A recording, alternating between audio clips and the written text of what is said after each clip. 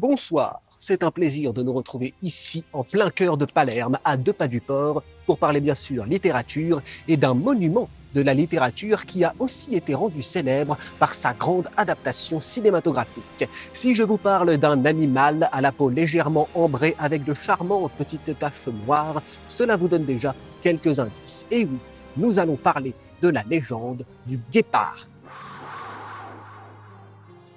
Et c'est ici, depuis le dernier palazzo où a habité Giuseppe Tomasi di Lampedusa, que nous allons aborder cette œuvre et vous allez voir que la visite sera pleine de surprises. Tomasi di Lampedusa, depuis Palerme, c'est parti.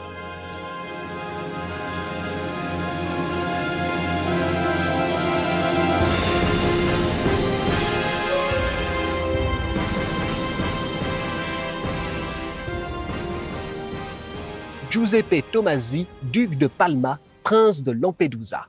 Cet homme de la grande noblesse sicilienne aura été l'auteur d'un seul roman, et quel roman? Le Guépard, Il Gattopardo en original. Ce roman, il nous raconte l'histoire d'un prince sicilien face à l'invasion des troupes de Garibaldi lors de la réunification de l'Italie. Et la source d'inspiration de Giuseppe Tomasi di Lampedusa, ce n'est autre que son arrière-grand-père, le premier duc de Palma et prince de Lampedusa, qui aura connu cette invasion des troupes de Garibaldi. Et l'auteur du Guépard, s'il n'aura pas connu cette période, aura en revanche très bien connu les bombardements de l'ennemi en 1943, qui ont repris d'ailleurs la demeure historique de la famille Tomasi di Lampedusa, qui se trouve également à Palerme, dans la rue qui est d'ailleurs aujourd'hui la Via Lampedusa. Le palais, bien que fortement détruit lors des bombardements en 1943, a aujourd'hui été restauré et offre des habitations. Une propriété donc privée, mais où nous avons quand même pu capturer quelques images.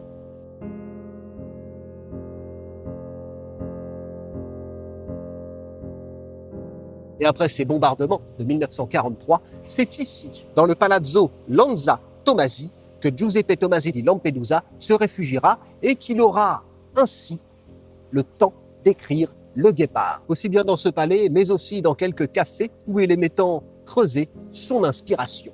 Et pourtant, malgré le chef-d'œuvre qu'est aujourd'hui encore Le Guépard, au début, ce roman sera refusé par les plus grands éditeurs italiens.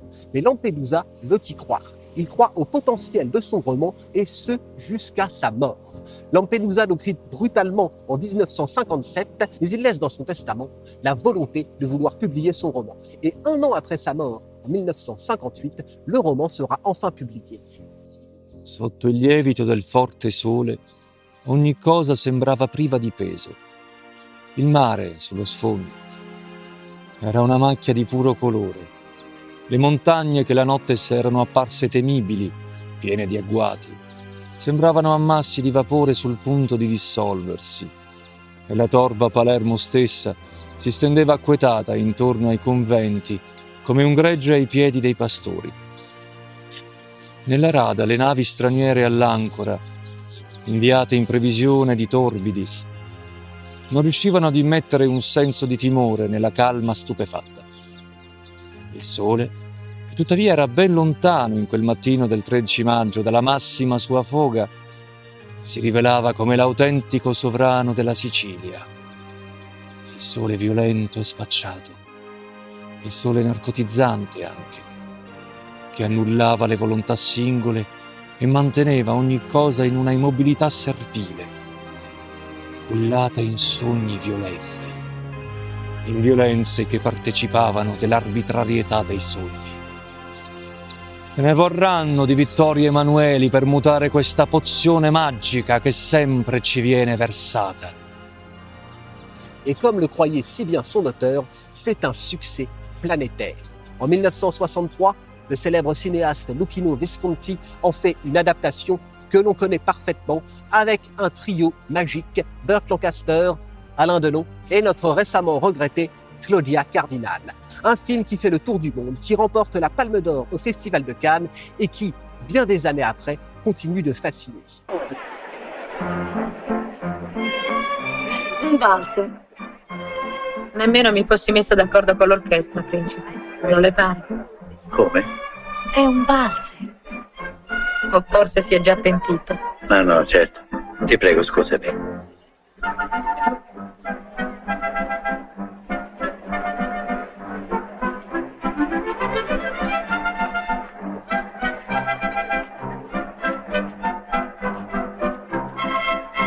dans les années qui suivent, grâce au travail dévoué de son fils Giacoino, l'œuvre de Lampedusa continuera d'être creusée et même d'être publiée. On peut citer notamment le recueil de récits intitulé en français Le professeur et la sirène, qui rassemble divers textes écrits par Tomasi di Lampedusa.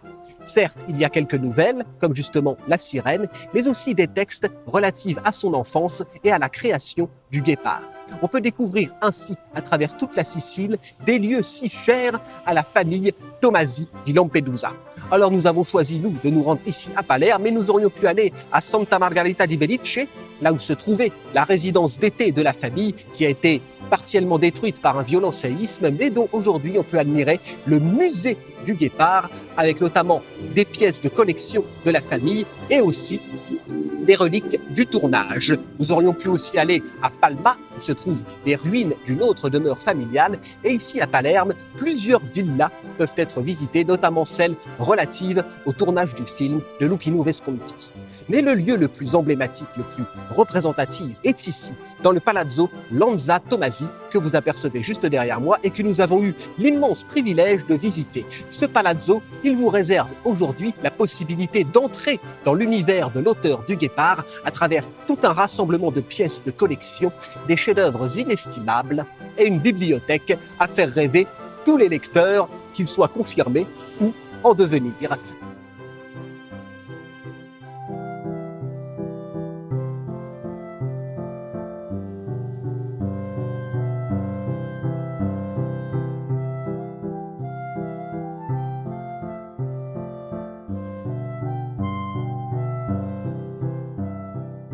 Grâce au travail de la duchesse Nicoletta Polo Lanza Tomasi, ce palazzo réserve aussi tout un tas d'événements à ne pas manquer lors de votre visite à Palerme. Alors que vous connaissiez ou non le guépard, que vous ayez vu le film, lu le livre, ou bien les deux, ou que vous ayez le projet de le faire, et rassurez-vous, c'est un formidable roman, vous ne vous ennuierez pas, qui permet de découvrir les racines de la Sicile et en plus une écriture sublime.